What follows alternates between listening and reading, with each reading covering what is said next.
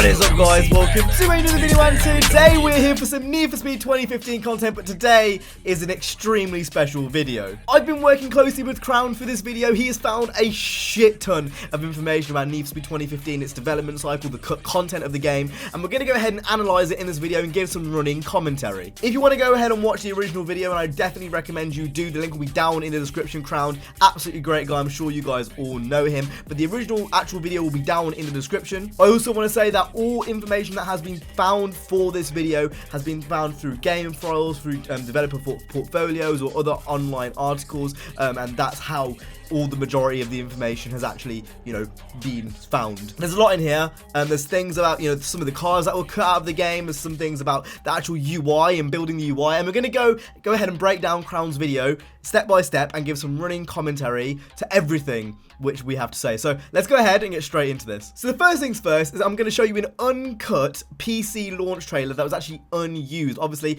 the actual launch trailer was completely different to this. I actually featured in that, funnily enough. What Ghost have done here are amazing. What other game developers do you know that listen to the community? But this is kind of the first piece of information which we have. It looks really cool, really different. We're going to go ahead and play that now, and then once I've played it, I'll be back to give some commentary over it.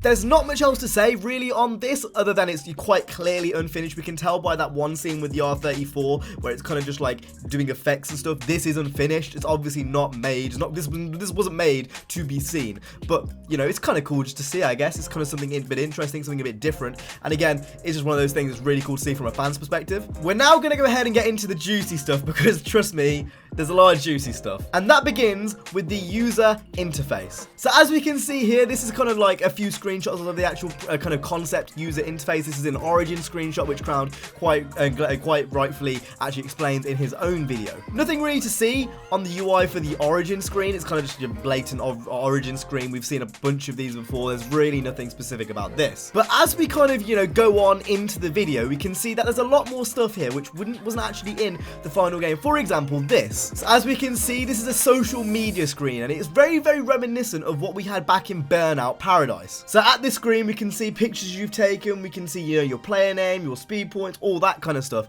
It kind of is similar to what we have on the main screen now. Obviously, you can go to separate places on the main menu now. You can go ahead and see the snapshot photos you've taken. You can also go ahead and see your game time. So it is kind of similar. There's definitely traits that actually made it into the full game, but it's kind of interesting to see how they've kind of got this web browser-esque kind of format going on here. The kind of basis of what they've done has stayed, but it changed dramatically. As we can see, there's players online, settings, extras. A lot of that actually did make it into the final menu, but it looks extremely different to what it was like in this really early concept. As well as this, we can also see the kind of phone aspect was kind of stayed as well. This was something which was obviously really kind of an early idea for Need for Speed 2015. Again, it was something I quite enjoyed. I was kind of hoping, like, back before the game was announced, that there was going to be more applications for the phone, and by the seams of things, there was 9 slots in this early concept. So who knows what they were planning during development, what got binned, what didn't get binned. But again, really cool to see an early concept of it. It's kind of a cool idea just to see that this was a really, really early idea which made it all the way through, because a lot of things in development don't go all the way through its cycle. A lot of them do get dropped off. So it's really cool to see this.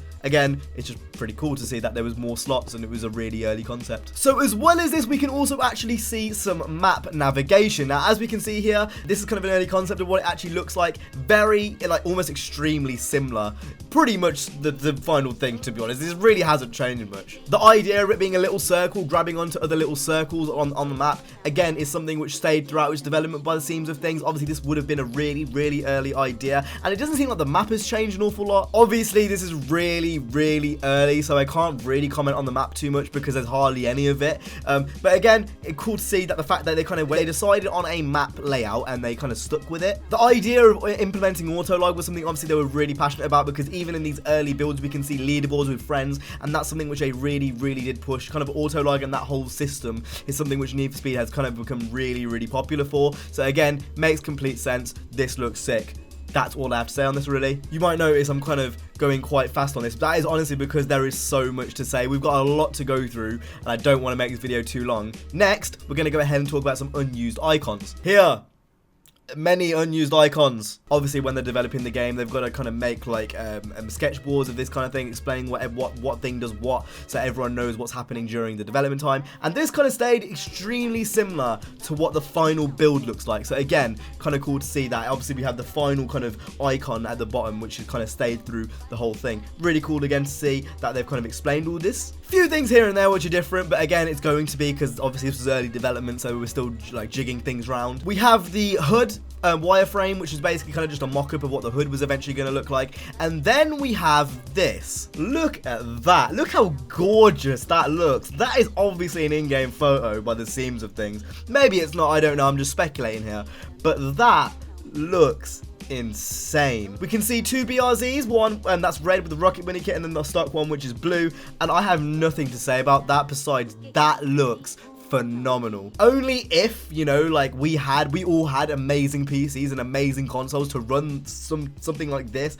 I'm assuming the reason the game doesn't look like this is because they physically can't. That looks ridiculous to me. That looks like real life. Like, I can't explain. That just looks insane. We can tell it's very much unfinished just by looking into the distance. We can see unfinished buildings and whatnot, but regardless, the way the kind of car glistens is so much better than the final game. Again, I'm assuming the reason why that isn't the case, and that the reason why the game doesn't look that good, is hardware limitations. They probably ran this, or maybe this is a render, we don't really know. But regardless of whatever it is, that looks absolutely it took my breath away when I first saw it, and I kind of just sat back and went, wow, that looks mad. Now, I'm not going to cover everything which Crown covered in his video, because a lot of it we already kind of know. But again, if you do want to, if you're interested in that link, the link to Crown's video will be down in the description. He did kind of talk about the creating of the cars and how that was done. I mean, he also talked about some of the daily wraps, as some of them actually have names, and he shows every single one of them. I'm going to skip to something which I personally find a bit more interesting, and that is early development photos. Look at this.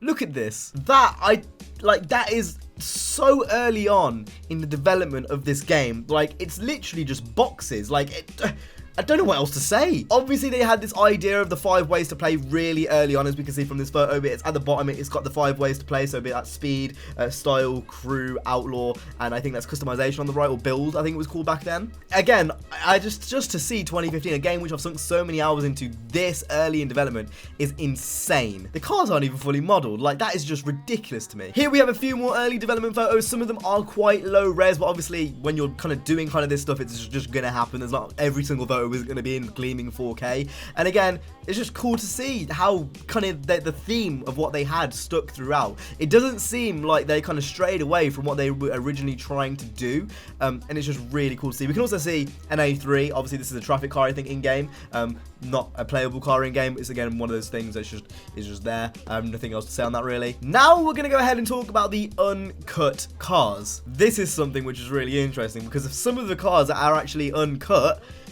I wouldn't have thought to be in this game. Like, there's a TVR. I'm not going to ramble on too much. I'm not going to play the sounds in this video. Again, if you want to go ahead and watch that, go and watch Crown's video. I do really want you to go over there and actually give him some love, because this has taken a lot of energy and a lot of effort for him to find all this information. But I'm going to go ahead and quickly run down the cars that were cut from Need for Speed 2015. The Bentley Continental. I'm pretty sure this is a Mark 1 Fiat Punto, which is just absurd to me. I don't know where that fits in the game, but that would have been a really cool car to have in there, to be honest. A Ford Fiesta Rally Car, the Jaguar CX-75, a Ford Model A Coupe, the Hawkeye WRX, the BMW Z4, the McLaren MP4 12C, the Toyota SW20 MR2, an Audi A3, a Crown Vic, a Pagani Zonda, a Ford two-door, and a TVR Now keep in mind, these cars could be cut for multiple reasons. Licensing issues could have been a problem, lack of customization parts could have been a problem, but it's really cool to see kind of the lengths they went to. Now obviously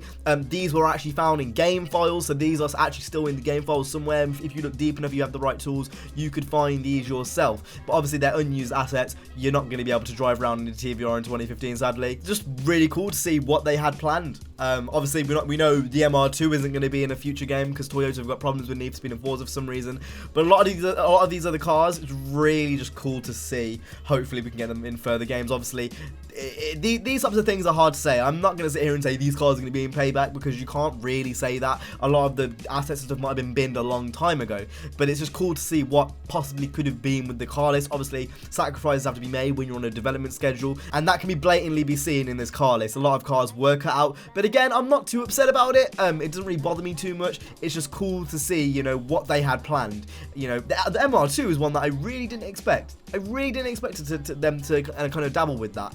You know, obviously it is JDM based and whatnot, but it was just one of those things I didn't really expect it. But anyway, with that being said, let's go ahead and move on to a few more things. So first things first, we have a bunch of UI icons which were either early in the build and they didn't use, or just concepts in general. So I'm just gonna go ahead and talk and let these play in the background. You guys can go ahead and have a look. Again, really interesting to see. They actually had the Underground and Most Wanted logos for a few of them as a kind of like a bit of a throwback, and they were planning to use that obviously, but that didn't get into the main game. Again, really cool just to see some of the UI which changed. Having played the game for over 1,000 hours now, it's really interesting to see what could have been in certain areas, and again, it's just cool to see what cut content was actually in the game. I know I'm repeating myself a lot, there's not really much else to say on the UI other than this is the UI and this is where it's at. Towards the end of his video, he then goes on to talk about what was actually removed from the E3 and Gamescom build. So first things first is the raindrops on the car weren't a thing. I think this is a thing that a lot of people noticed, to be honest. Another thing which a lot of people might have noticed was about the rims. You